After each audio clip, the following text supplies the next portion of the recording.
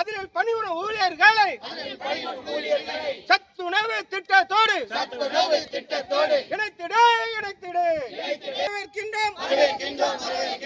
ஆறாப்பு முதல் எட்டாப்பு வரை காலை உணவு திட்டத்தை விரிவுபடுத்த வரவேற்கிறோம். அமல்படுத்து வேலை கொடு வேலை இல்லா பெண்களுக்கு சத்துணவு திட்டத்தில் காலியாக உள்ள 60% வெளிமுகை மூலமாக நடைமுறைப்படுத்துவதற்கு டெண்டர் விடுவதை கைவிடு. இன்றைய நாளில் கோரிக்கை ஏற்க வேண்டும் அரசாங்கம்.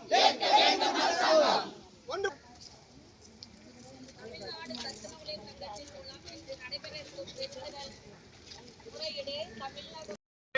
நம்ம கோரிக்கை வச்சு பலமுறை பேசியிருக்கோம். காலை உணவு திட்டத்தை சத்துணவு நினைச்சிங்கன்னா இப்படி காலி பணியிடமும் சரியா வரும், அவங்களுடைய வாழ்க்கையும் சரியா வரும் கேட்டோம். அதனால் சரி வெளிமுகமை மூலமா நடத்துறதுக்கான வேலையை இன்னைக்கு இந்த அரசாங்கம் சைலண்டா பண்ணிக்கிட்டு இருக்காங்க. சரி, அது சைலண்டா பண்ணிட்டு இருக்காங்க, நமக்கு ஆபத்து இல்லையா நினைச்சுன்னா கண்டிப்பாக இன்னைக்கு அந்த விட்டுட்டோம்னா நாளைக்கு நம்ம திட்டத்துக்கு ஆபத்து இருக்கு. ஏன்னா இன்னைக்கு சத்துணவு திட்டத்துல கிட்டத்தட்ட 43,153 மையங்கள் தமிழ்நாடு முழுக்க இன்னைக்கு செயல்பட்டு இருக்கு. 1,29,000 ஊழியர்களுக்கு தேவை. ஆனா இன்னைக்கு பாத்தீங்கன்னா